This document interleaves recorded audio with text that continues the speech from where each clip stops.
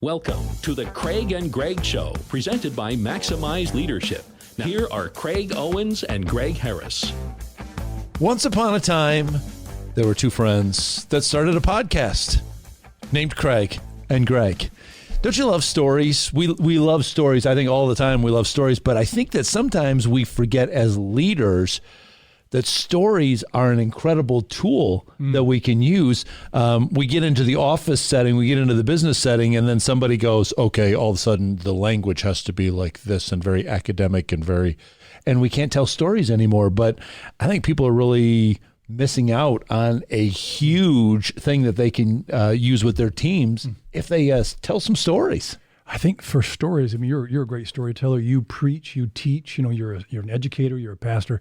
Stories really kind of convey the point. I mean, you could say, "Hey, be nice. Let me tell you a story about being nice," and then it kind of triggers something like, "Ooh, I had that experience as a kid in school, or as a lady, you know, shopping or whatever. I had that mean story," and so it triggers things. Sometimes not the best, right? But for us leaders, stories really encapsulate a point, a theme, hammer something home, and people connect to the stories, and it's easier to remember. Oh, absolutely. The point. Absolutely. How do you do it? Well, I go back to, like, I think about in the Bible, King David messes up, and the prophet Nathan comes in. Instead of coming in going, "David, you messed up," and then David, who knows what he would start. "Oh no, I didn't really because," and he has all of his justifications. Nathan comes in and goes, "Hey, King David, let me tell you a story about this rich guy and this poor guy," and he tells a story, and David gets all ticked off, and he goes, "Man, that rich guy that ripped off the poor guy, he needs to," and then Nathan goes, "Oh, actually, that's you." And I think that that's the great thing about stories, is that they get around all of the defenses that people want to set up or the preconceived ideas that they have. You tell them a story and people are going, "Oh, that's a great story." And then you go, "Yeah, but we're living that story right now," or we're, going to have the consequences of that same kind of story if we don't. And then people go, "Oh, yep. Yeah, you got us." I think for some of us, when we hear stories from elders, hence this book, sage advice is about stories that elders, my parents, grandparents, gave me, passed on, lived it out. Those are memorable. I don't really remember what my grandma wore that day that I played catch when I was 4 years old. Right. But when she sat me down on the porch with the popsicle and told me, "Do you want to know what you're going to be when you grow up?" Those stories hammer home. When we were having bagels, you asked me, "Tell me something about your grandparents," and I shared that story, and that's how the book started. They're so cemented, not just in our memory, but I think sometimes in our psyche, like our heart, like it just, "Oh, I remember my grandpa said that," or my teacher, or youth pastor, or coach. And sometimes stories are warnings. Sure, absolutely. But, talking about veterans coming up and honoring them, those stories are beautiful. I happened to walk by a gentleman in the airport recently, and I said, "Hey, thanks for serving. How are you doing?" He goes, "Thanks for asking." And he shared a story with the tip of his tongue. Now, he served in Korea. Now, he's an old gentleman, but I just saw his hat, and it had Korean, and it was the vessel. He served in the Navy. And he couldn't wait to tell me. And his wife was still with him, still alive. They had to be 80s or almost 90s. Oh, sure. I guess, And he had just that twinkle in his eye when he shared that story. Because I asked also. Yes. Well, I think that's honoring, especially like you said, Veterans Day is coming up. Right. I'll never forget honor. Well, and what you're saying to them is, I want to know your story because your story is really a part of my story. I like that. If what you did for us to keep us safe, who knows where we would have been as a country had you not done what you did. And so I think going to the veterans and saying that there's, I want to hear your story. Somebody from the Korean War, that's a long time ago. Maybe nobody's asking you your stories anymore because they want to hear about the latest and greatest, the most modern things. Tell us about, your story. What happened then? So he was drafted at 17 and a half because they knew the date was coming up and they were looking for guys. Yeah. I mean, he was a high school junior or senior. I mean, we're talking today's high school junior or senior. But that back then, that's 70 some years ago, maybe. I'm just doing the quick math. And he was so honored, and his wife was patting him on the shoulder because she could tell he was going there. Yep. And it felt so good to hear his story. I didn't get to serve there, but I just thought it was cool that he wears his hat. It's a connection to what was important to him. His sacrifice, lost a lot of buddies, he told me. Yep. And that you don't forget that. No. And I think those stories are sometimes unforgettable, whether they're a lesson like, King David got from, that Bible story, or just even you talking with an employee or maybe a parishioner or a student at a school, where you're teaching. I just think it's so cool where stories expand. Yep. Well, and as facts don't. No, absolutely. And as leaders, if we're trying to say we're trying to cast a vision for our organization, it's going to stick a lot better for people. It's going to come home. If I say, okay, let me tell you my well-crafted vision statement. I stayed up late and I've been working on it, and people would just go, okay, that's just words. But when I say, okay, this is one aspect of our vision statement, and Sally, why don't you share what happened last week with that customer that came in? They came in unannounced. They were a little hot under the collar, and this is what you did. Would you share that story? Right. When they tell what happened, then you go, say right there, Sally is my vision statement that I'm trying to share here. She just lived that out. Do you see how that works? Mm-hmm. I think that makes it so much more real for people because this is just words on a page or words on a screen, or sometimes, the vision statement, this is our corporate vision statement, and we've got it on a plaque on a wall. But and you walk by it all the time. Right, and then you say to somebody, what's the vision? I don't know. Let's go out to the lobby. But when you say right here, this is my teammate who's living out the vision. I can tell you their story from a month ago when this took place. That makes it more real. And then people say, oh, I'm actually a part of this whole thing. Yeah. So just like we talked about veterans, we're reaping the benefit from their story. Mm-hmm. People in our organizations could say, boy, if I'm telling a bad story or living out a bad story, it's going to affect other people in the whole organization. Right. So I want to live this story well and live out these values that we have. Whether it's a male in your life or a female in your life, leaders in your life, when they tell you a story and they share something, it isn't a factual story. It's a feeling story. It's an experience story. It's an important story. Not that facts aren't, but facts aren't compelling. Right. And I think in sales or maybe in faith, church or education or any other category, industry, stories help us convey what's important to us, or maybe it conveys to the gentleman I got to meet in the airport. My questions honored his story, and he probably walked a little more upright. Yep. Like someone cared, and I think that's where leaders, a challenge to you, is find out their stories. They're not minions. Nope. They're not peons. They're not grunts. They're not robots. And they all have stories. Yep. And the more we understand their story, the better we can work with them. Mm-hmm. To be their teammate, to be their leader, to be their servant leader. Yep. Excuse me a minute. So I think that's so fun when someone is willing to share their story. It's gutsy. Yes. Sometimes the stories are, okay, like if you're in a men's group and you're talking and they, sometimes I don't like Nike, I like Pepsi and blah, blah, blah. And then one time around the group, they're like, all right, so I failed this week, and they share. Mm-hmm. And it just brings you in, right? It's not like, well, he's hard to get to know.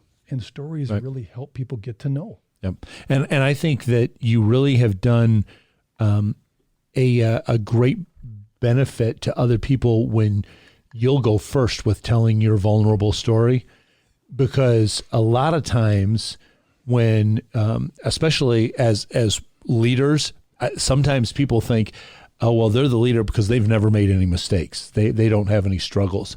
And when we share some of those stories of where we struggled and how we overcame, or we were at the point of just, I'm going to throw in the towel here, but I press through, that makes other people go, I didn't, wow. Then you and I are a lot alike, because I've had those same struggles. I felt those same feelings. Can I tell you my story too? And I've also found that, like, when if I'm up in front of a whole group, and I'll say, just like this is what Dan told me the other day, and I share part of Dan's story. Dan feels good that I've shared his story, but then everybody else has been like, "Oh, you're paying attention to our stories? You're listening to and watching our lives," and and so it begins to create this cohesiveness with the team. So stories, just, I think they're so underutilized, but which is a shame, because they bring such a connection to people. That we share that common language, that common experience, and a lot of times when I share my story, other people go, "Yeah, I felt the same thing." Right. Well, man, you're writing a second book. Yep. Kind of related to this, just to kind of a next step, and there's stories in that book. Yep. Just like there's stories in this book. It was interesting. Yesterday, we were meeting, and Greg was giving me We had a good bagel together, very which good. is how it all started. Right. Who knew a bagel? Right. Turned into a show. To pay off college debt. You had some a couple of chapters of the book I'm working on right now, and one of the chapters, it's a very challenging subject. It's on forgiveness, and you made the statement that just to tell somebody up front, you need to forgive, otherwise wouldn't cut it. But my opening story was a historical story from about 400 years ago. And you had highlighted that and said, this is a great way to start the chapter, because it totally, people like go, "Oh, I never thought about forgiveness like that." Yeah. I think stories, depending on the subject, and how it can be utilized, it sets the stage. And that's what I think was chapter 14, wasn't it? Yeah. It just sets the stage for the whole chapter. And so now you're like, okay, I love that story. Boy, that got me. Okay, I got to keep reading. Or when you share a story, like you meet with your team and you start talking, okay, this happened to me. There's a story. And then what do we do with that? Oh, they're all in. Yeah. Because you drew them in, not from their brain, but from also their heart. Yes, absolutely. And I think that's the challenge for us leaders, is to access both. A warning, though, is the stories better be true. Yeah, absolutely. Right? So I've been around some folks that would tell a story, and you're like, I was there. Right. That is not how it went down. Right. But they made the story to convince someone to like them or believe them or bluff them, or other words we won't use on this podcast. Right. Yeah, but This is a PG-rated podcast. Is it PG? Yes. Oh, we went up? Yeah. Oh, God. This is just water. That's not Okay. vodka. That's, That's later. Don't miss it. I think the whole point for stories is that's how civilization passed on things before we had books and technology with TV, radio.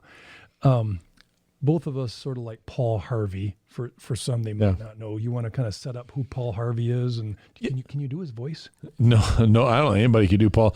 Paul Harvey would tell the news in a very interesting style. It almost sounded like sitting around the campfire, just sharing. Even though they were national or international stories, he almost told you the news like it was just your family, like it all affected you. But I think you're talking about a special segment that he would do. Well, and it just made you stay there. And I think that's part for us leaders. Like, a person's going to be drawn to the story, and if you set it up right, they're going to wait. Like, okay, how's this going to end? Yep. I didn't expect that. How did Paul Harvey end it? So I think they took a commercial break, didn't they? So he would set it up, and then they would go to an advertisement, whatever, and then they would come back. And now for the rest of the story. And now the rest of the story. The rest of the story. It was just compelling, because first off, he had an amazing voice, but he found ways to communicate it. Yep. And I think stories expand a leader's communication influence. Absolutely. I mean, all of us want to expand our influence. We want to have impact, not to manipulate, but to motivate. And stories can be both if we're not careful. Yeah, and we don't want to manipulate, but I do think you're giving somebody something to hang on to other than, let me give you the 3 R's of how we're going to do this. That's hard to keep, locked in my brain. But when you tell me the story about this and the story about this, I may not remember that the 3 R's were ... but I remember the principle behind it. I remember that I'm supposed to treat a customer like this, or one of our priorities is to do this because I've heard the stories. Stories are memorable. Studying in college, you were a much smarter and better student than I. I barely found the library because I guess I liked the gymnasium better than the library. But I think when you look at stories, if you create a message in the story, you're going to get a reaction. Facts don't get a reaction. Right. So, you can send an email, hey, 12% do this. Okay. Yeah. Did you know 12% of people actually feel this after doing this? And there's a story with just the fact. I don't remember the number, but I remember what you said. Right. That, hey, kids, people do this and they get caught with this, or this is where they really expand. Oh, 12% too. 'Cause it triggers the memory. Sure. Yep. Yep. Well, and I think, they've talked about if you are trying to learn something, like say, back in school, I got a test that I got to study for. If there's some way that I can engage both parts of my brain, the logical, analytical part and the emotional storytelling part, if I can somehow connect those two together, I remember it a lot better. Whether you're next to someone a couple feet away having a bagel, which was awesome yesterday, I probably should have had 2. I was a little hungry last night. I was like, what happened? Close or even at a distance, sure. Whether you're preaching on a Sunday morning or I'm speaking in front of a group of sales professionals, stories bridge the distance. Absolutely. Yep. Because I could sit back. I can't do that with a microphone, but I could sit back and think, oh, I don't think he's going to capture my interest. Right. Farting around my phone and, putting a mint in my mouth. And all of a sudden he starts with a story. Yep. And I get you. It just pulls you in. Yep. Storytellers, and do you think it's a gift or a skill you can develop, or both? Well, I think there's some people that become very good at it, but I think that it's a skill that you have to develop over time. Yeah. I don't think that anybody just can, because you know what the like I like this one, is that, what the key to a good joke is? Timing. Yeah. So just like Paul Harvey, and now, the rest of the story. He just had the perfect pause in there to leave you hanging. And he says, because when he got there, the one who was waiting was not his father. And you're like, what?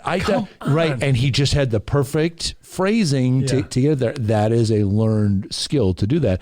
And you only learn that by listening to other people's stories and telling your own stories. Run with listening. So sometimes people want to tell, right? Yeah. Whether you're in sales and you want to tell stories and hopefully you just talk over the buyer and hopefully they'll just get tired and buy from you. That's not very successful. Listening is how we really develop skills. Like, I liked how he set that up. Yep. When she shared that, I was not expecting her to go there. Yep. So I think listening might be part of telling stories. Well, I think, and you have talked a lot about asking good questions. And I know that in the sales process, you were very good at that, of asking a question and then truly listening to their story, not just go, well, I just said that and I'm just waiting for them to say, finished. Okay, so now I can say my thing. And you're not really listening. But have you been in my meetings? Yeah, but you ask good questions and listen to the story. It prompts a good story from that prospect that then you can say, hey, I like that story. That's a good story. I want to be a part of that story. Here's a solution I can provide to help bridge the gap, and people then feel heard when you're really listening to their stories. Sometimes you have to ask permission, like Mary or Sally, and can I share this in front of the group, and they're like, he's going to share my story? Yeah. And all of a sudden they're like, Yep. I'm going to listen now. And then, oh no, he's okay. Everybody's looking at me, Right. but they love it. Yeah. They love it if it's in a good way, good Right. place. I think for stories to be compelling, they have to connect with people. I could tell you about a hand gliding story, and you're like, I never hand glided. I don't know. You have to make the connection so that it's not just about hand gliding. When I was on that precipice and I looked down and it was 1,600 meters down. Right. Anybody out in the audience scared of heights? Anybody ever do that trust fall and it didn't work? That's what I wondered about my glider. Right. And now they're like, yeah, I did that on the high dive when I was 17 at the pool. And they go to their story. Right. And all of a sudden their memory now is all webbed. Right. They'll remember the hand glide story about trust or Sure. whatever Yep. the message is. Yep. But I just find stories to be so encouraging. I love reading, like the Reader's Digest would be when I was younger, is like, I love their stories. They were short, Yep. but they really got into it. Like, wow, that guy was brave to defend his family against a grizzly bear or whatever the stories were in Reader's Digest. You're like, well, I would never want to do that. And then I hear a friend who was up in Yellowstone. He goes, yeah, grizzly bear was trying to get my car. And what did I do? I went back to the Reader's Digest story from when I was a teenager. I'm like, that is so weird how this thing works. Yeah. Right. And I think we're trying to tap the heart, not the talent. Yep. Of the audience when we share. Well, one of the things I would share leaders too with you, I love that Orson Welles was a great storyteller on an old time radio broadcast. And I love this quote. He says, if you want a happy ending, that depends, of course, on where you stop your story. And so leaders, you got a great story to tell. Don't stop. If you're not happy with the ending yet, just keep it going. And that's where Greg and I want to help you too. That's what the coaching aspect of what we do is, helping you see where your story is valuable and how you can connect that story inside your organization to leverage your influence there. So go to maximizeleadership.com. There is a section in there about coaching, a page on there. You can scroll down, read about that, but especially fill out the form at the end. Tell us a little bit about your story. Tell us maybe where you feel like your story might be stuck or maybe plateaued or it's not getting the results that you want with your team. We'll read that. We'll get back to you and we'll tell you how we can work with you, how we can coach you. We're doing that now with other people. And it is wonderful for us. We get excited to see people's stories, blossom and they change a story. Absolutely. Yeah, they're a totally different trajectory now. That's what we want to do for you too. So please let us be able to step alongside you and help you with your leadership journey. We'd love as well to get some feedback from you, whether it's here on this video, if you want to leave a comment below or reach out to us at Maximize Podcast on Twitter.